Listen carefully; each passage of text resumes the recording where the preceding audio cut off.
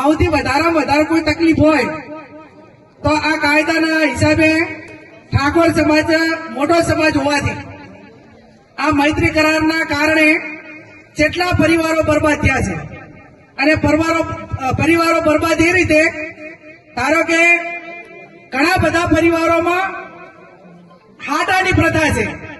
આ ભાઈ બહેન હોય ને આમે ભાઈ બહેન હોય હવે વાંક એ બે ચારેય ના હોય એમાંથી કોઈક એક ના હોય અને એક ના વાંક હોય એનો સજા 3 ને બાકીના ભોગવવાની એટલે દીકરીના લગ્ન કરેલા હોય અને દીકરાના લગ્ન કરેલા હોય અને બે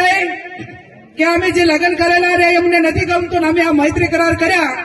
તો એમાં કાયદાની ભાષામાં આપણે કઈ કરી કહેતા નથી પણ સમાજમાં એવો દબાવ લાવવાનો કે કોઈ છોકરો મૈત્રી કરાર લઈને સમાજની છોકરી લાવ્યો હોય કે બીજા સમાજની લઈ ગયો હોય તો 500 જણાને એને ઘરે થઈને બેસી દેવાનો અને 500 જણા આડકા થઈને બેસી દેવાનું ભાઈ અને બાકી આ મૈત્રી કરારના હિસાબે નાના નાના છોકરા મેલી અને પાછા જતી રહે કે ભાઈ મારે તો મૈત્રી કરાર કર્યા અહીંયા રહેવું છે છોકરાના શું વાંક અને જયારે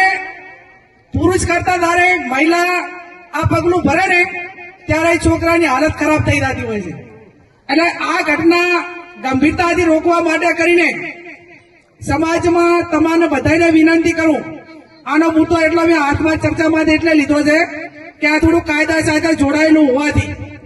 તમારા છોકરાનું હગું ચાઈ ના થતું હોય તો એને વાઢો મરવા દઉં પણ મહેરબાની કરીને લગ્ન કરેલ છોકરીના કોઈ મૈત્રી કરાર કરીને આવે ને તો એને ઘરે પ્યાવા દેતા નહીં ભાઈ તમને ખબર છે કે એને લગ્ન કરેલા જે છોકરા છે અને છતાં એમ કહો કે કાયદાનો ઓત લેવડાવી અને આપણે આનું નથી થતું એટલે આપણે આ બધું બેઠું રાખવું આ પ્રતાચારક સમાજમાં આ ખરાબ ટેવ ચાલુ થઈ જાય કે નથી થઈ એમ